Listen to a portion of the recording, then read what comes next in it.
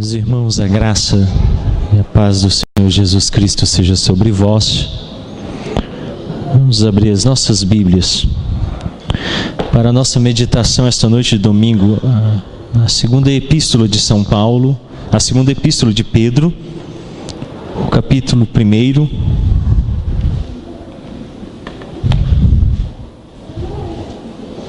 A segunda epístola segundo São Pedro, capítulo 1.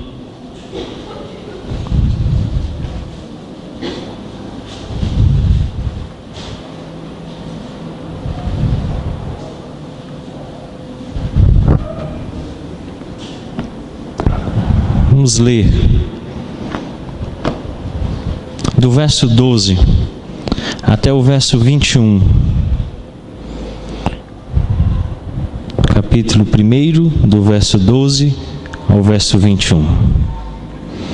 Por esta razão, sempre estarei pronto para trazer-vos lembrados acerca destas coisas, embora estejais certos da verdade já presente convosco e nela confirmados.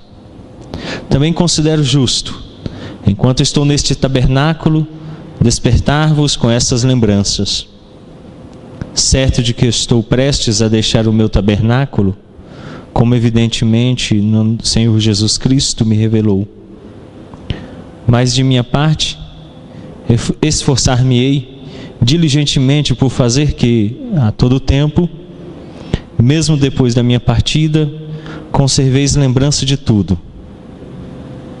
Porque não vos demos a conhecer o poder e a vinda do nosso Senhor Jesus Cristo, seguindo fábulas engenhosamente inventadas, mas nós mesmos fomos testemunhas oculares da sua majestade. Pois ele recebeu da parte de Deus Pai honra e glória, quando pela glória excelsa lhe foi enviada a seguinte voz: Este é o meu Filho amado, em quem me comprazo. Ora, esta voz, vinda do céu, nós a ouvimos quando estávamos com ele no Monte Santo. Temos assim tanto mais confirmada a palavra profética, e fazeis bem em atendê-la, como a uma candeia que brilha em lugar tenebroso, até que o dia clareie e a estrela da alva nasça em vosso coração. Sabendo primeiramente isto, que nenhuma profecia da Escritura provém de particular elucidação, porque nunca jamais qualquer profecia foi dada por vontade humana. Entretanto, homens santos falaram da parte de Deus, movidos pelo Espírito Santo. Vamos orar neste momento. Curva sua fronte, feche seus olhos. Pai Santo, soberano, Criador do Universo, foi servido ao nosso bom Deus revelar-se a nós pela Sagrada Escritura. Dar-nos então esta noite, por meio do Espírito Santo, ouvirmos a Tua voz. Fala-nos, ó Deus, fala ao nosso coração, ao nosso entendimento, e sejam, ó Deus, agradáveis a Tua presença, as palavras do meu lábio, o meditar do meu coração.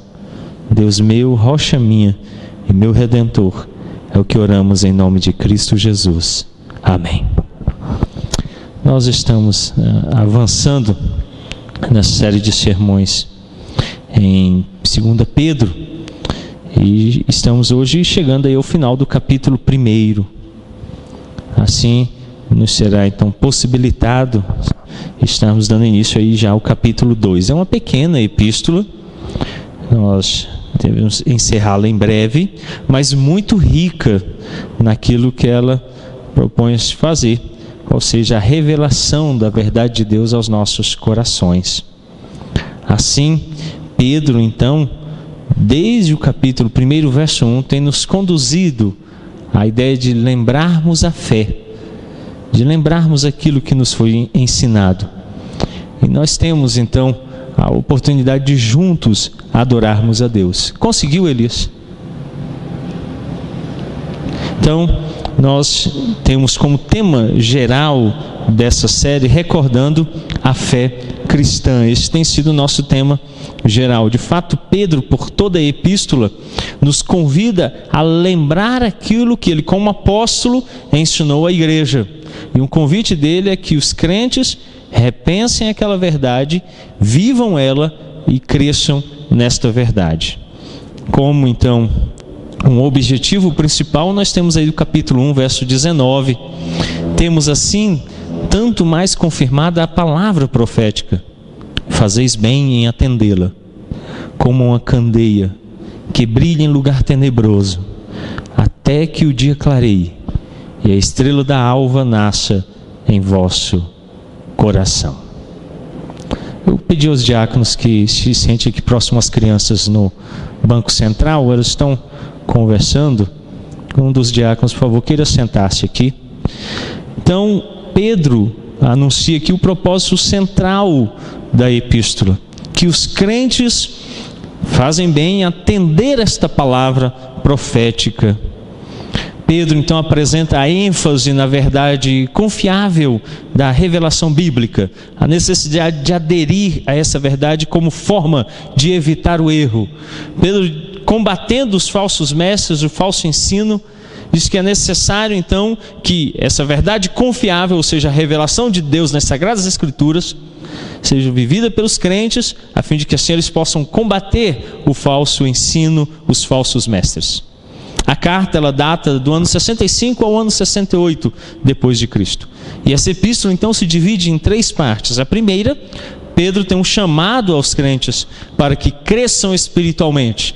Ele está nesse momento nos convidando a crescimento, a maturidade espiritual. Num segundo momento, ele traz instruções para que se oponham aos falsos mestres. Quando os crentes tiverem maturidade espiritual, eles agora possuem capacidade de resistir ao falso ensino. E em terceiro lugar, Pedro traz o ensino sobre a escatologia, a doutrina das últimas coisas. Pedro afirma que seu objetivo é garantir que seus leitores estejam certos da verdade já presente convosco e nela confirmadas. Pedro de fato quer confirmar aquilo que ele tem ensinado, a verdade da fé presente na vida daqueles crentes, e que nunca se esqueçam das coisas que ele lhes ensinou. Vocês devem ter percebido que Pedro usa um jogo de palavras muito próprio quando ele diz assim que já está prestes a deixar aquele tabernáculo. Ele não fala de casa, ele fala de uma tenda temporária. Assim ele se refere ao corpo. Pedro está dizendo que nós passamos, que a nossa existência é efêmera. Além disso, lá no capítulo 21 do Evangelho de João, o próprio Senhor Jesus Cristo, como Pedro diz agora neste trecho que lemos, o alertou de que chegaria o dia em que ele iria morrer. E Pedro percebe que esse dia está chegando. Não sabemos ao certo, mas provavelmente foi o imperador Nero que mandou matar Pedro. Assim dizem os historiadores daquele tempo, que provavelmente este imperador tirou a vida deste apóstolo. E hoje nós vamos ver o tema confirmados na palavra. Confirmados na palavra. Lutero tem uma frase muito interessante: qualquer ensinamento que não se enquadre nas Escrituras deve ser rejeitado, mesmo que faça chover milagres todos os dias. Qualquer ensinamento que não se enquadre nas Escrituras deve ser rejeitado, mesmo que faça chover milagres todos os dias. O apego de Lutero e de Calvino às Escrituras apontam claramente um dos princípios da Reforma Protestante: sola Escritura, somente a Escritura, o único padrão para a nossa fé. Não há outro pelo qual nos guiamos, não há outro pelo qual devemos nos dirigir. A Confissão de Fé de Westminster declara a fé dos presbiterianos dizendo assim: a autoridade da Escritura Sagrada, a razão pela qual deve ser crida e obedecida, não depende do testemunho de qualquer homem ou igreja, mas depende somente de Deus. E a mesma verdade, que é o seu autor, tem, portanto, de ser recebida, porque é a palavra de Deus. Entre os anos de 1940 e 1950, surgiu um movimento chamado Alta Crítica. Começou a destruir as Escrituras Sagradas como verdade absoluta. E a igreja sofreu muito nesse período. As pessoas começaram a descrer nas Escrituras. E um pequeno pastor, de 12 anos de idade, um beduíno, na região do Mar Morto, saiu para procurar uma ovelha que tinha se perdido do rebanho. E parou de frente de pequenas cavernas. E para não entrar, tendo em vista que a região é muito numerosa na quantidade de cavernas, parou à frente da primeira, tomou uma pedra, colocou na funda e a arremessou ao fundo da caverna. Caso ali estivesse a ovelha, ela iria balir. Ele foi a segunda, a terceira, a quarta, a quinta, e de repente em uma das cavernas ele não ouviu o balir da ovelha, mas ele ouviu o barulho de vasos que se quebraram. Entrou, apalpou o material, tomou algo que a ele lhe parecia papel, colocou fogo e iluminou a caverna. Descobriu ali uma série de vasos tampados com cera. O que tinha se quebrado tinha deixado alguns rolos à aparência. Recolheu-os, levou para Jerusalém. Lá colocou o material à venda. E um cientista do Museu Britânico de Londres comprou o material deste menino e descobriu que se tratava de parte dos escritos do profeta Isaías, datados entre o 4º e 5º século antes de Cristo. Até então, a igreja cristã, os textos mais próximos que nós possuímos eram do 3º e 4º século depois de Cristo. Agora nós tínhamos em mãos material que vinha antes de Cristo e que estava de acordo com tudo aquilo que já possuímos. A alta crítica que vinha destruindo a autoridade das Escrituras, a veracidade do texto bíblico, foi então desmentida por esses papiros e rolos que foram encontrados de uma datação tão antiga que a igreja ainda não tinha tido em mãos e que estava totalmente de acordo com aquilo que possuímos. A igreja não inventou as Escrituras. Ela existia antes de Cristo, como Antigo Testamento, e era lida pela igreja e crida pela igreja. Deus conduziu aquele pequeno pastor para encontrar este tesouro que tinha sido preservado nas chamadas cavernas de Qumran. Deus não depende do testemunho de homens ou da igreja, mas a própria palavra se sustenta. Pelo testemunho da igreja, podemos ser movidos e incitados a um alto e reverente apreço da Escritura Sagrada. A suprema excelência do seu conteúdo e a eficácia da sua doutrina, a majestade do seu estilo, a harmonia de todas as suas partes, o escorpo do seu todo, que é dar a Deus toda a glória, a plena revelação que faz do único meio de salvar-se o homem, as suas muitas outras excelências incomparáveis e a completa perfeição, são argumentos pelos quais abundantemente se evidencia ser ela a palavra de Deus. Contudo, a nossa plena persuasão e certeza da sua infalível verdade e divina autoridade provém da operação interna do Espírito Santo, que pela palavra e com a palavra testifica em nossos corações. Assim, o que nos é apresentado por Pedro, a ideia que Pedro nos traz nesse texto, em primeiro lugar, é que devemos nos lembrar da palavra. Devemos nos lembrar da palavra. Dos versos 12 ao verso 15, acompanhem comigo. Por essa razão, sempre estarei pronto para trazer-vos lembrados acerca destas coisas, embora estejais certos da verdade já presente convosco e nela confirmados. Também considero justo, enquanto estou neste tabernáculo, despertar-vos com essas lembranças, certo de que estou prestes a deixar o meu tabernáculo, como efetivamente nosso Senhor Jesus Cristo me revelou. Mas de minha parte, esforçar-me-ei diligentemente por fazer que, a todo tempo, mesmo depois da minha partida, conserveis lembrança de tudo. Mesmo sendo cristãos experientes, Pedro acha necessário lembrá-los da verdade. O convite inicial de Pedro é essa: lembrem-se, tragam sempre à mente aquilo que vos foi ensinado pela boca dos apóstolos e que agora está registrado nas epístolas, no escrito do Novo Testamento, no escrito do Antigo Testamento. Pedro deseja que a igreja lembre-se daquela verdade. Pedro usa um advérbio aqui, o termo sempre. Isso aponta para o fato de que não são simplesmente as palavras de Pedro que ele está dizendo, mas as palavras escritas são a revelação de Deus, que continuarão a lembrar o povo de Deus.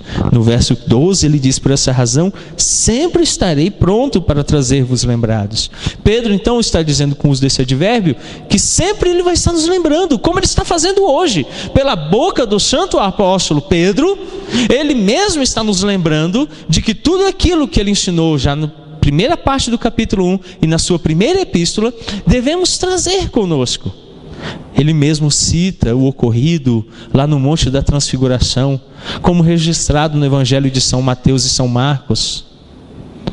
Uma palavra que sempre está conosco, que não passa, que não muda, que não tem alteração, mas sempre está presente com o povo. Nos lembrar desta palavra. Muitos gostam de decorar a Bíblia. A palavra decorar vem de uma junção de dois termos no latim: decor, decardia. Cardia dá origem ao termo cardíaco no português. Aquilo se refere ao coração, que para nós simbolicamente é a sede das vontades, da emoção. Trazer decorada significa trazer no coração, de cardia, decor. Será que você tem trago a palavra no coração para que o Espírito lhe faça lembrar aquilo que você tem aprendido? A ideia de Pedro é essa. Repetidamente, no verso 12 ele diz: trazer-vos lembrados. Depois ele fala no verso 13, com essas lembranças.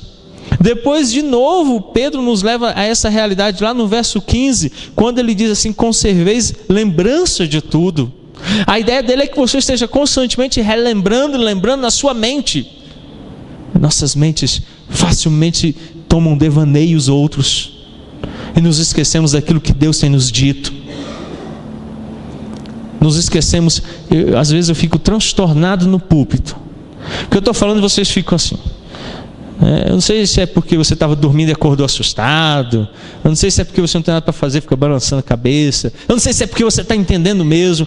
Mas a grande maioria fica sim. Mas eu depois não consigo ver que muitos de vocês estejam se lembrando disso. Me incomoda esta realidade.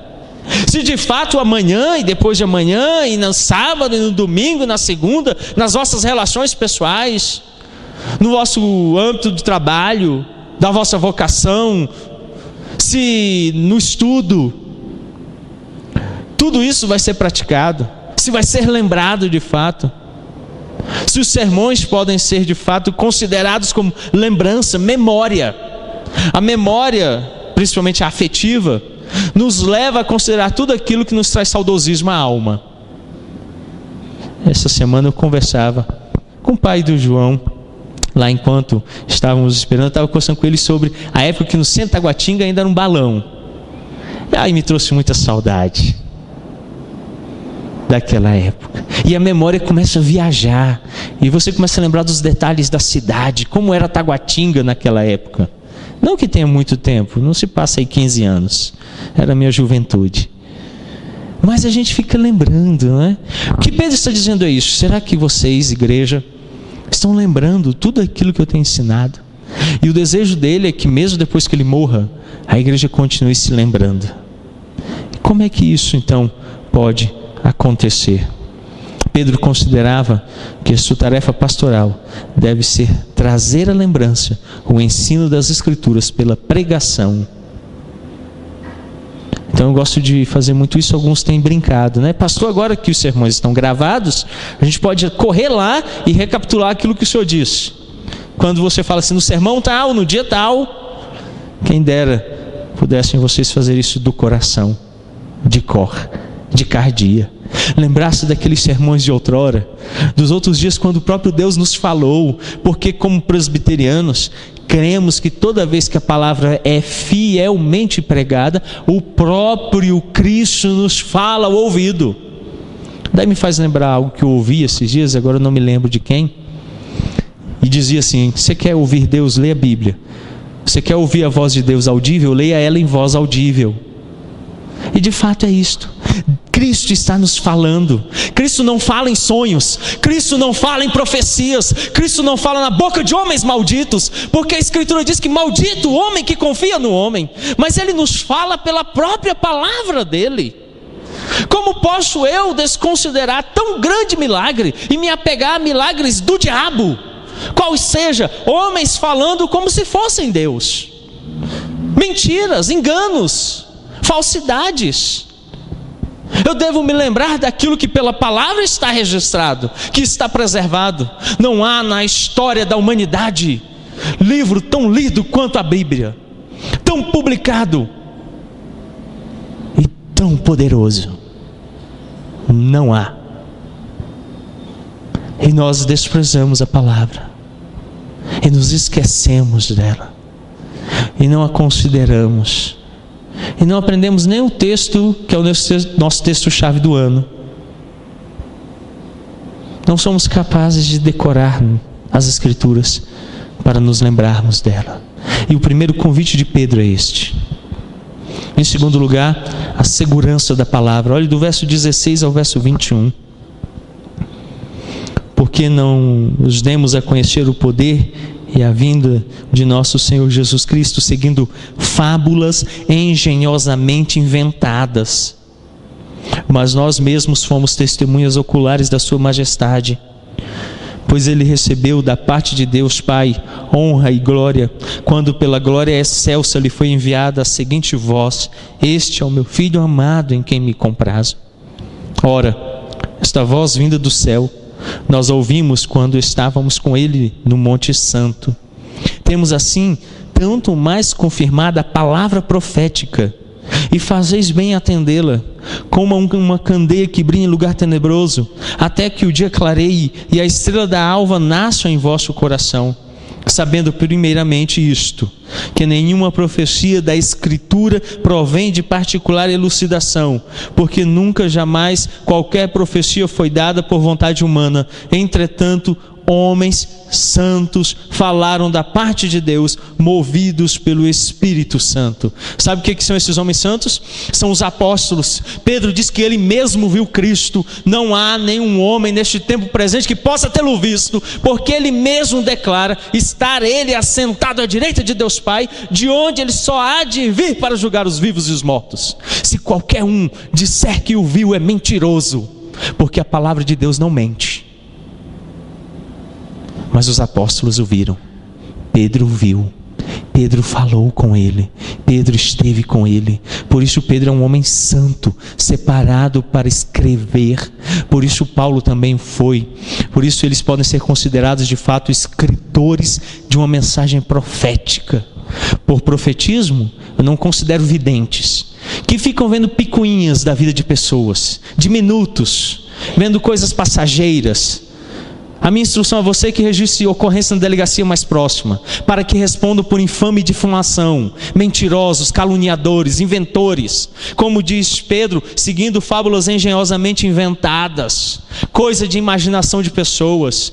Deus só fala pelas Sagradas Escrituras. Abra sua Bíblia em Hebreus, o capítulo 1, para considerarmos a vontade e a verdade de Deus revelada a nós. Hebreus, o capítulo 1.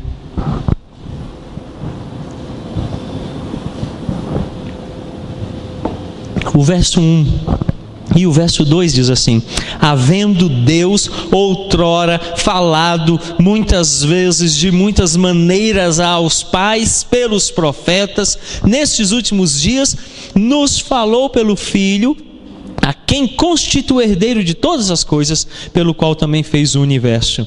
O texto começa dizendo assim: havendo é passado, outrora é passado, falado é passado, de muitas vezes, de muitas maneiras, aos pais. E aqui são de fato os patriarcas, são de fato os israelitas.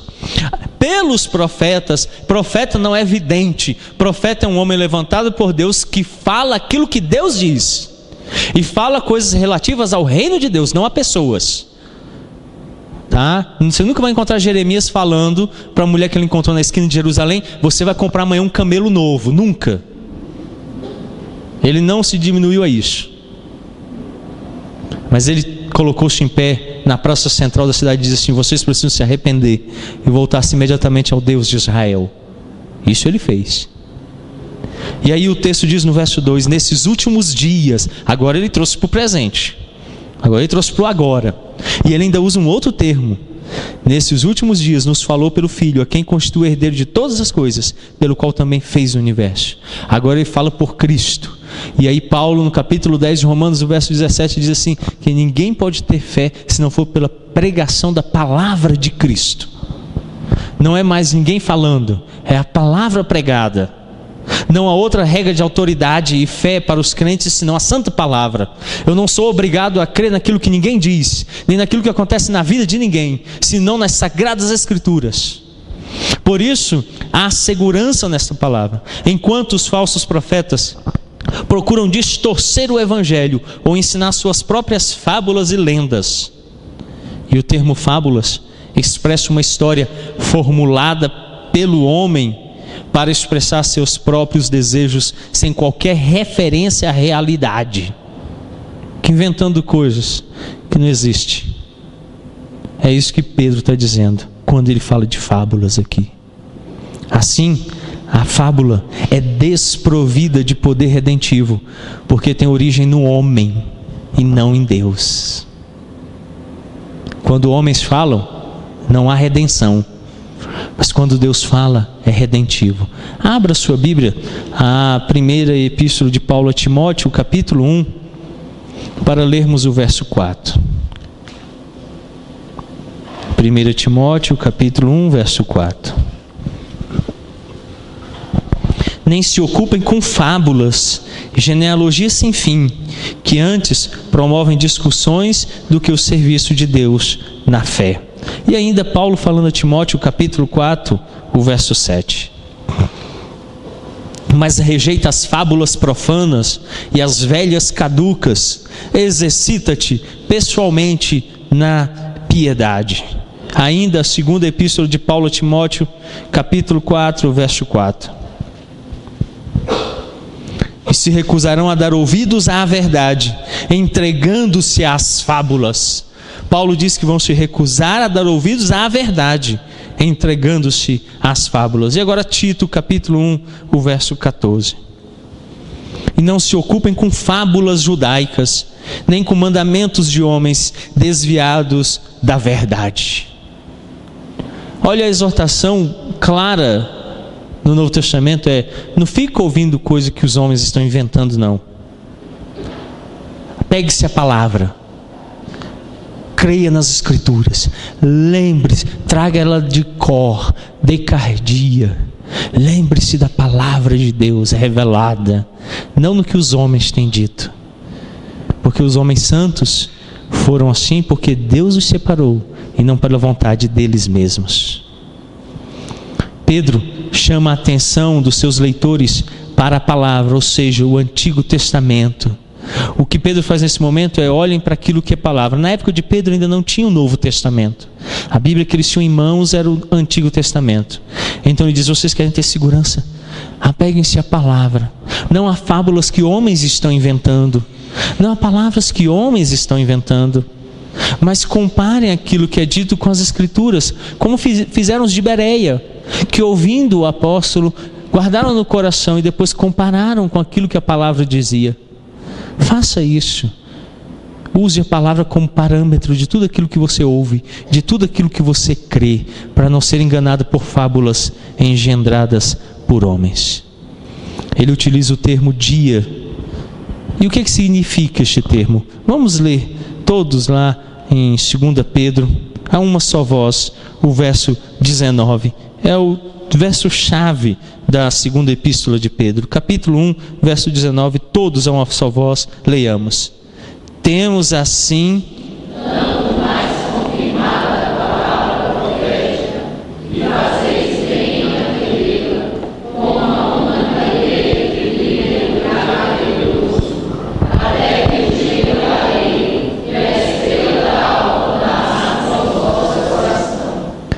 Então, ele usa aqui o termo dia, que deve ser interpretado em relação ao termo estrela d'alva, que também aparece neste mesmo versículo. Esse termo, estrela d'alva, em grego, é a expressão aquele que traz a luz. A palavra grega nós a conhecemos em português, é fósforos. Em grego, fósforos, que em português é o nosso fósforo, né? É a pólvora que queimamos quando passamos ela no fósforo, mas o fósforo é aquela outra substância que produz as chamas e que acende a pólvora. Então, no grego, o fósforos é aquele que traz a luz. Quem é que traz a luz? Quem é a estrela d'alva? É Jesus Cristo. É Ele. Assim, o texto aponta para o Cristo ressurreto. O Cristo ressurreto. É esse o propósito de Pedro, que pela palavra nos acheguemos ao Cristo ressurreto. A Bíblia não é uma caixinha de promessas para você ficar tirando versículozinhos para te dar autoestima. A Bíblia não é uma caixinha de promessas para você ficar buscando texto para animar o seu dia. A Bíblia é a revelação de Deus que nos conduz ao arrependimento e o reconhecimento de que necessitamos de Cristo e de que Ele é a resposta de Deus para os nossos pecados e como podemos então trazê-lo a nós para crermos nele e então sermos salvos. Essa é a verdade. Em terceiro lugar, a palavra vem de Deus. Eu quero fazer uma citação das Institutas de João Calvino, onde ele diz assim: subvertem todos os princípios da piedade os fanáticos que, desprezando a Escritura, lançam-se a revelações. Aqueles que, repudiando a Escritura, imaginam não sei que caminho que os introduz a Deus, menos do que equivocados, devem ser considerados tomados pela raiva. Com efeito, há pouco emergiram alguns transtornados que, arrogando-se pretensiosamente o magistério do Espírito, desprezam a leitura e a simplicidade daqueles que seguem. Como dizem eles, a letra morta e que mata. Gostaria de saber deles que é esse espírito por cujo sopro de grandeza são tão arrebatados que ousam desprezar como simples e pueril a doutrina da Escritura. Pois se respondem que é o Espírito de Cristo, tal certeza é muito ridícula, pois concordam que os apóstolos de Cristo e os outros fiéis da primeira igreja não foram iluminados por outro Espírito.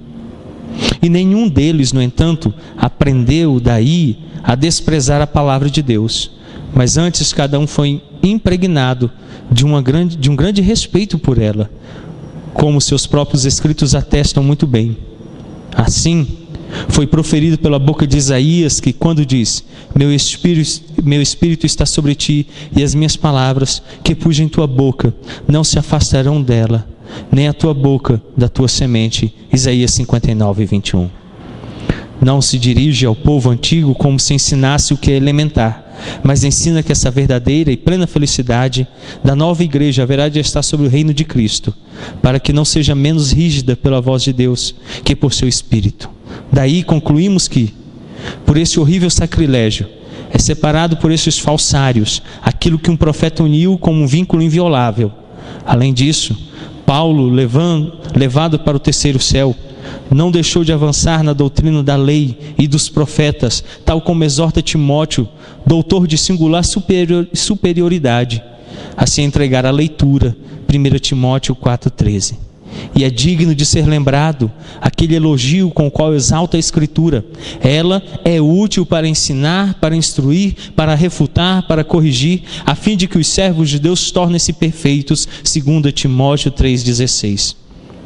Qual não é o furor diabólico em fingir que é caduco ou temporal o uso das Escrituras, que conduz os filhos de Deus até o fim último? Depois, também isto gostaria que me fosse respondido por eles. Acaso eles auriram um espírito diferente daquele que o Senhor prometeu aos seus discípulos? Ainda que sejam vexados por uma loucura extrema, não considero que sejam tomados por um delírio tal que possam dizer isso, quando ele o prometeu, como anunciou que seria esse espírito. Certamente, um que não falasse por si mesmo, mas que sugerisse e insinuasse que as suas almas, aquilo mesmo que ele transmitiu por sua palavra. João 16:13. Calvino, combatendo um grupo que à época se apresentou como libertinos e que viviam um engano de profecias e novas revelações. E então Calvino, combatendo esse grupo, diz assim: são loucos esses que pensam crer algo fora das Escrituras, ou que encontram fora delas a verdade única revelada por Deus. E Calvino prova através do próprio texto bíblico que não há outra verdade senão esta. Por isto é que Pedro nos conduz à ideia de que a palavra ela vem de Deus e as outras palavras procedem dos homens. A palavra ela não é resultado da vontade de homens. Olha o que diz o profeta Jeremias no seu livro, capítulo 23, o verso 16. Jeremias, capítulo 23, o verso 16. Assim diz o Senhor dos Exércitos: não deis ouvidos às palavras dos profetas que entre vós profetizam, e vos enchem de vãs esperanças. Falam as visões do seu coração, não o que vem da boca do Senhor. É por isso que eu não me eximo de dizer, quando começamos a leitura da palavra, assim diz o Senhor. Quando nós lemos a Bíblia, é Deus dizendo, não é homem. E o profeta diz: olha, não se enganem com o que esses profetas estão dizendo. Não é Deus falando. Muito cuidado. O profeta Ezequiel também, no capítulo 13, o verso 3. O profeta Ezequiel, capítulo 13, o verso 3. Assim diz o Senhor Deus: ai dos profetas loucos, que seguem o seu próprio espírito, sem nada ter visto. O profeta está acusando que esses homens são loucos, porque seguem o espírito deles, que não viu nada da parte de Deus. E ficam falando loucuras. A profecia veio a existir pelo Espírito Santo. Davi fala isso claramente no segundo livro de Samuel. O segundo livro de Samuel, capítulo 23, o verso 2. 2 Samuel 23, o verso 2. Davi diz: o Espírito do Senhor fala por meu intermédio, e a sua palavra está na minha língua. É aqui que o Espírito fala, na palavra.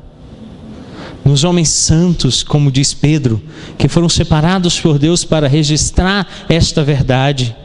Também Atos dos Apóstolos, segundo São Lucas, o capítulo 28. Atos dos Apóstolos, o capítulo 28, o verso 25. E havendo discórdia entre eles, despediram-se dizendo Paulo estas palavras: bem falou o Espírito Santo a vossos pais, por intermédio do profeta Isaías, quando disse. Então Paulo declara que o texto do profeta Isaías é o Espírito Santo falando. E Hebreus, capítulo 3, a epístola aos Hebreus, o capítulo 3, o verso 7. Assim, pois, como diz o Espírito Santo, hoje se me ouvirdes a sua voz. Agora o verso 10. Por isso me indignei contra essa geração e disse: estes sempre ergueram no coração, eles também não conheceram os meus caminhos. Verso 15. Enquanto se diz: hoje, se ouvirdes a sua voz, não endureçais o vosso coração, como foi na provocação. Os irmãos e minhas irmãs, não há segurança fora da palavra, e essa palavra tem que vir de Deus. A palavra A Bíblia não é resultado da vontade de homens. Ela é resultado da vontade de Deus revelada a nós. Então, para você pensar e praticar,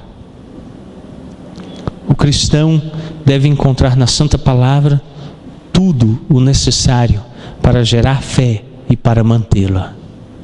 O cristão deve encontrar na Palavra tudo o necessário para gerar fé e para manter a fé.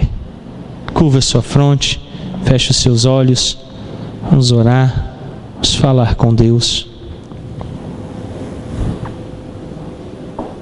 Pai querido, nós reconhecemos, ó Deus, que esta palavra santa é a voz do próprio Deus nos falando. E o autor de Hebreus nos exortou que não devemos endurecer os nossos corações quando o Espírito Santo fala. Como fizeram os nossos pais lá no deserto e provocaram a Deus. Mas antes que a exortação de Pedro esteja em nossos corações e nos lembremos dela, qual seja, nos apegarmos a esta verdade, que é confiável. Porque ela é confiável? Porque ela vem de Deus. Ela não é fruto de fábulas engenhosamente engendradas por homens, mas ela é santa. Não são revelações falsas, não são profecias de homens loucos, mas antes é o próprio Espírito de Cristo que nos fala e que moveu homens santos, como diz Pedro, para que essa verdade fosse registrada e que, se crêssemos nela, o dia se tornaria tão claro como a estrela da alva. Ó Deus, nos abençoe e nos dê esta graça de que aquele que brilha esteja em nossas vidas pela palavra santa, brilhando dia após dia, mais e mais em nosso viver. É o que oramos, é o que pedimos, em nome santo de Cristo Jesus. Amém. E que a graça de nosso Senhor